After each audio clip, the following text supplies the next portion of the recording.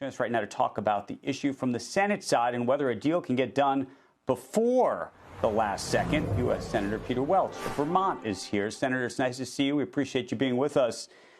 Everybody's trying to handicap what's going to happen and whether we've seen this movie before and we know how it ends, but it just gets a little dramatic towards the end, or you think it's more than just dramatic this time? No, I think it's more serious this time because of what you're seeing in the House.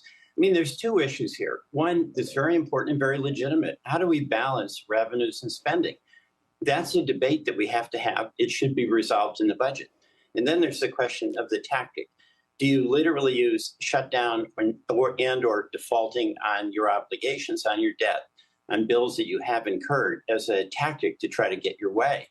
So that has catastrophic consequences for the economy. If we don't pay our bills, it's like if you don't pay your mortgage because you're sick of paying that high monthly bill, that ends badly. And it would end really badly here. At the end of the day, we will not default, I hope. But what you've seen in the House is that in those 15 votes that Speaker McCarthy had to negotiate, there has been significant power transfer to a very extreme wing of the Republican Party where shutdown is the goal. So I am more concerned than I was when we went through this before. Okay, but Senator, let me ask you this then. You talk about tactics. Politically, the question is whether you think Democrats in the House try to create a situation where this small group of Republicans block things, frankly, for the political optics of it all, or there's some other deal that can be made. Well, the reality is that the Republicans in the House are in charge of this. It's always been the burden of the majority to raise the debt ceiling and avoid default. And there's always been gamesmanship on both sides about it. But at the end of the day, the majority party has moved ahead, oftentimes with getting some help from the minority. It's not at all clear that'll happen because there's so much division within the Republican side. So you've got some true believers on the House side who actually think that if we defaulted on our debt, that would make things better. Well, it would be catastrophic and it would be ultimately unsustainable. And it would actually cost us more money.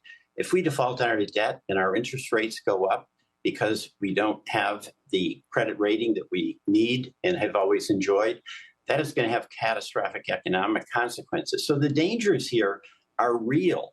The concern about the debt is legitimate. And I'm all for us having a way where we work together to try to balance the revenues and balance the spending and find ways to lower the debt.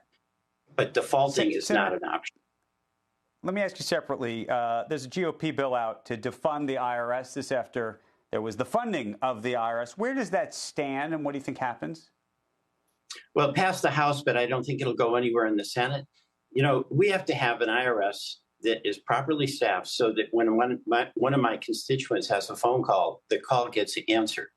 And it's been characterized in the Republican side as though it's auditing everyday folks, and that's absolutely not the case. There's two goals. One is good customer service, and the second is auditing those folks who are shorting the tax, paying their fair share of taxes by close to $100 billion a year.